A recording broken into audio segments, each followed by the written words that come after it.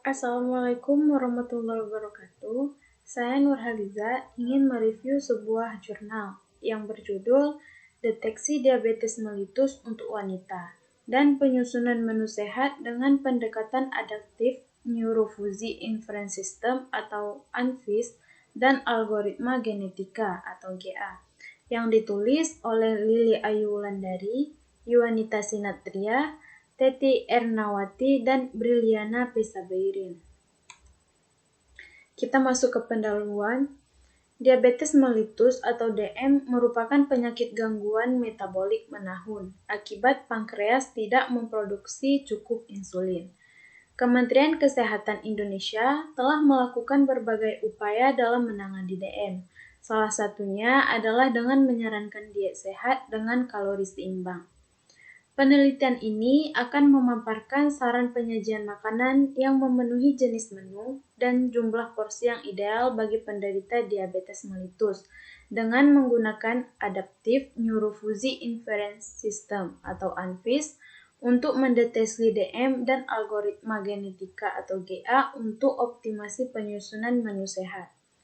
Pada penelitian ini, GA digunakan untuk optimasi saran penyajian makanan yang baik bagi penderita DM. Oleh sebab itu, teknik ANFIS dan GA dipergunakan dalam penelitian ini untuk memperoleh saran penyajian makanan yang optimal. Sekarang kita masuk ke dalam tinjauan pustaka. Yang pertama ada pengertian diabetes mellitus. DM merupakan suatu kelompok penyakit metabolik dengan karakteristik hiperglikemia yang terjadi karena kelainan sekresi insulin, kerja insulin, atau kedua-duanya. Prinsip pengaturan makan pada penyandang diabetes yaitu makanan yang seimbang. Komposisi makanan yang dianjurkan terdiri dari karbohidrat 45% sampai dengan 65%, lemak 20% sampai 25%. Protein 10% sampai 20%, natrium kurang dari 3 gram, dan diet cukup serat sekitar 25 gram per hari. Yang kedua, perhitungan kebutuhan kalori bagi penderita DM. Kalori merupakan salah satu kandungan dalam makanan yang bermanfaat bagi tubuh sebagai asupan energi. Asupan energi harus mengikuti kebutuhan energi untuk setiap individual berdasarkan basal metabolic rate atau BMR dan physical activity level atau PAL. Berdasarkan nilai BMR, kebutuhan energi atau IR dihitung sesuai dengan PAL, sehingga kebutuhan energi adalah ER sama dengan BMR kali PAL, di mana ER adalah kebutuhan energi dan PAL adalah faktor PAL didasarkan pada aktivitas fisik setiap individu. Yang ketiga, fusi sistem. Inti dari fusi adalah dengan membentuk if-then rules yang akan dikarakteristikkan dengan membership function. Membership function dan fusi if-then rule akan membentuk suatu model yang akan memberikan output berupa gambaran mengenai kondisi penderita diabetes.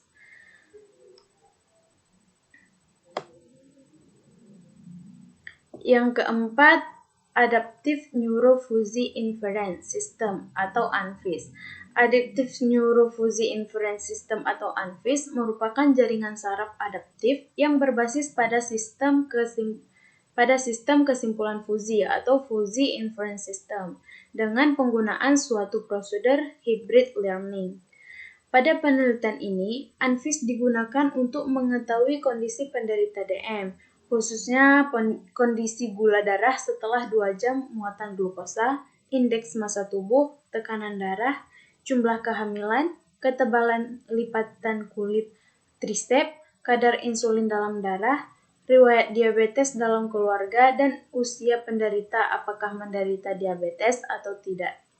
Diabetes yang kemudian akan menjadi dasar penyusunan menu yang memenuhi standar kesehatan bagi penderita DM. Yang kelima, algoritma genetika. Genetic algorithm atau GA adalah bagian dari evolutionary algorithm, yaitu suatu algoritma yang mencontoh proses evolusi alami di mana konsep utamanya adalah individu-individu yang paling unggul akan bertahan hidup, sedangkan individu-individu yang lemah akan punah. Berikut adalah proses dan langkah-langkah GA secara umum. Yang pertama, membangkitkan populasi awal atau inisialisasi populasi. Yang kedua, perhitungan fitness value. Yang ketiga, proses seleksi. Yang keempat, proses crossover. Yang kelima, kemudian kromosom-kromosom yang telah dipindah silang atau crossover akan mengalami mutasi. Yang keenam, selama nilai optimal belum dicapai, akan terus melakukan iterasi sampai mencapai jumlah generasi yang diinginkan. Yang ketujuh, setelah proses GA selesai, akan didapatkan hasil kromosom-kromosom yang terbaik. Operator genetik yang digunakan setelah proses evaluasi tahap pertama membentuk populasi baru dari generasi sekarang.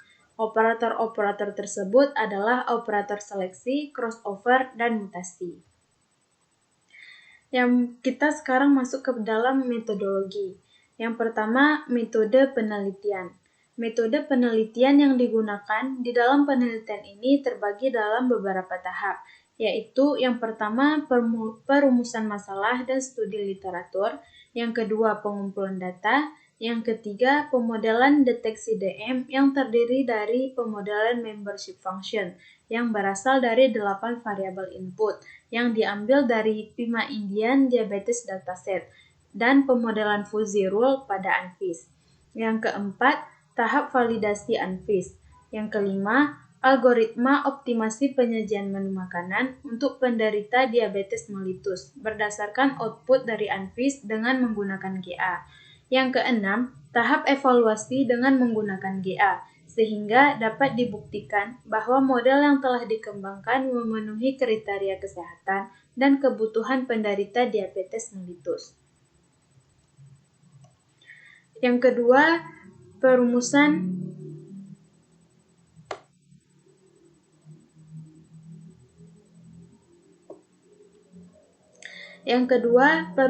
masalah dan studi literatur. Dalam hal ini dibagi atas beberapa submasalah, yaitu yang pertama, bagaimana melakukan pemodelan membership function untuk variabel-variabel yang mempengaruhi pola makan penderita diabetes mellitus, yaitu kondisi gula darah setelah 2 jam muatan glukosa, indeks massa tubuh, tekanan darah, jumlah kehamilan, ketebalan lipatan kulit trisep, kadar insulin dalam darah, riwayat diabetes dalam keluarga atau usia penderita. Yang kedua, bagaimana melakukan pemodelan Ifton rule pada ANFIS untuk menentukan kondisi diabetes seseorang yang terbagi ke dalam 2 kelas, yaitu tidak diabetes dan diabetes. Yang ketiga, bagaimana melakukan optimasi saran penyajian makanan yang baik bagi penderita diabetes mellitus dengan kondisi yang telah ditetapkan melalui proses ANFIS. Yang ketiga, pengumpulan data. Di dalam penelitian ini, data utama yang digunakan adalah yang pertama, dataset PIMA Indian Diabetes sebagai data pasien penderita diabetes. Dataset PIMA diambil dari UCI Machine Learning Repository, yaitu berasal dari Institute of Diabetes and Digestive and Kidney Disease yang berada di Amerika Serikat, yaitu data yang diambil dari wanita suku Indian PIMA. Yang kedua, data makanan sebagai data menu makanan diambil dari tabel komposisi pangan Indonesia yang terdiri dari makanan pokok, lauk pauk, sayuran, dan buah yang total semuanya berjumlah 312 data makanan beserta nilai energi, protein, lemak, dan karbohidrat dari masing-masing makanan.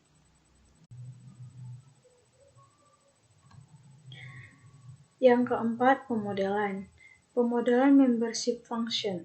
Tahap pemodelan membership function yang variabel inputnya diambil dari PIMA Indian Diabetes Dataset yang berasal dari UCI Machine Learning Repository yang terdiri dari 8 variabel input, yaitu NP, GTT, DP, TSF, HSI, dan DPF and AGE.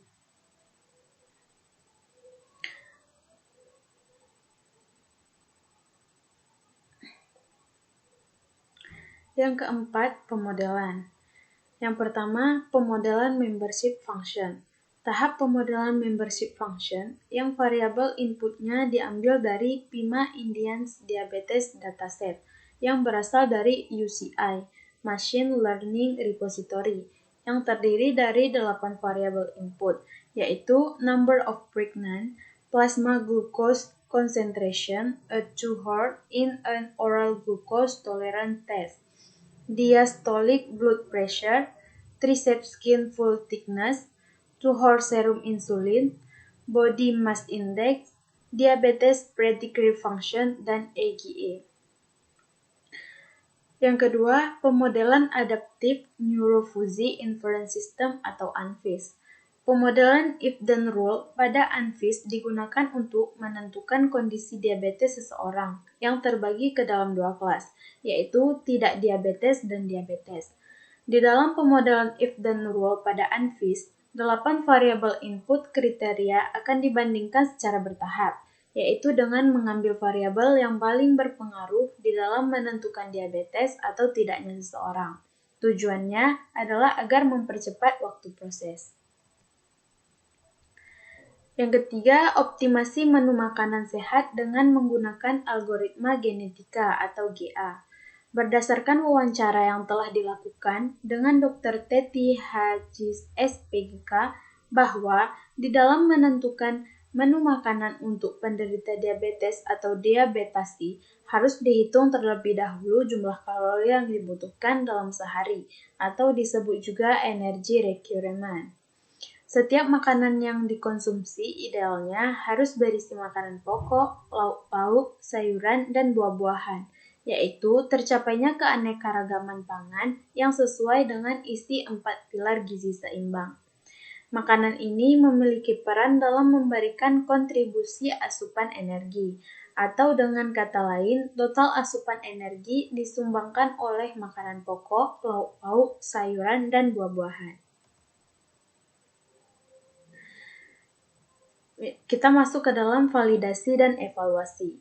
Proses validasi dan evaluasi dilakukan terhadap model untuk melihat apakah model yang telah dibangun sesuai dengan kriteria kesehatan dan memenuhi kebutuhan penderita DM. ANFIS melakukan validasi model ini dengan cara membandingkan output dari data yang telah dilakukan pada proses pembelajaran atau data training dengan kumpulan data lain yang tidak dilakukan proses pembelajaran, sehingga perbandingan tadi akan menghasilkan output yang dapat dijadikan ukuran tingkat keberhasilan model ini. Software yang digunakan untuk melakukan training atau pembelajaran dan testing atau pengujian menggunakan MATLAB versi R2013A. Eksperimen pada proses training dan testing menggunakan ANFIS akan dilakukan sebanyak 5 kali percobaan pada masing-masing nilai epoch yang berbeda-beda. Sekarang kita masuk ke dalam hasil dan pembahasan. Yang pertama, hasil dari pemodelan pada ANFIS. Pemodelan if-then rule pada ANFIS dilakukan terhadap data PIMA Indian Diabetes Dataset yang berjumlah 768 record. Variabel yang akan digunakan berjumlah 8 variabel input dan 1 variabel. Setelah dilakukan eksperimen dengan memberikan nilai epoch mulai dari 100, 300, 500, 700, 1000, sampai 2000 yang dilakukan sebanyak 5 kali percobaan untuk masing-masing epoch, maka hasil yang didapat menunjukkan bahwa dengan semakin banyak jumlah epoch atau perulangan yang diberikan, maka nilai akurasi yang dihasilkan juga semakin tinggi dan lebih akurat. Hasil terbaik didapatkan pada epoch sama dengan 2000, yaitu sebesar 89,1% untuk akurasi training dan 72,1% untuk akurasi testing. Yang kedua, hasil dari optimasi menu makanan sehat dengan menggunakan GA. Untuk optimasi menu makanan sehat dengan menggunakan GA dilakukan setelah mendapatkan output dari pemodelan ANFIS. Selanjutnya, hasil output tersebut akan menjadi bobot penentu untuk menghitung nilai fitness di dalam proses GA. Setelah dilakukan eksperimen dengan memberikan nilai generasi mulai dari 20 sampai 150 yang dilakukan sebanyak 5 kali percobaan untuk masing-masing generasi, maka didapat hasil terbaik untuk pemenuhan nutrisi yang dicapai sebesar 98,9% dengan nilai fitness tertinggi pada jumlah generasi 40, jumlah kromosom 10, jumlah pasien 10, dan kombinasi crossover rate dan mutation rate yaitu 0,6 banding 0,8. Hasil akhir yaitu kromosom terbaik yang menghasilkan menu makanan sehat yang memenuhi gizi atau nutrisi yang optimal dengan nilai fitness tertinggi.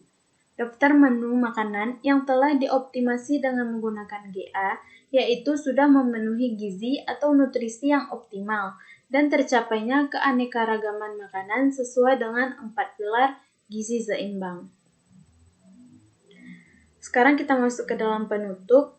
Yang pertama kesimpulan. Kesimpulan yang didapat dari penelitian ini yaitu pemodelan pada ANFIS yang telah digunakan pada penelitian ini dapat memberikan hasil dengan akurasi terbaik sebesar 89,1% untuk akurasi training dan 72,1% untuk akurasi testing dengan epoch sama dengan 2000 untuk menentukan diabetes atau tidaknya seseorang.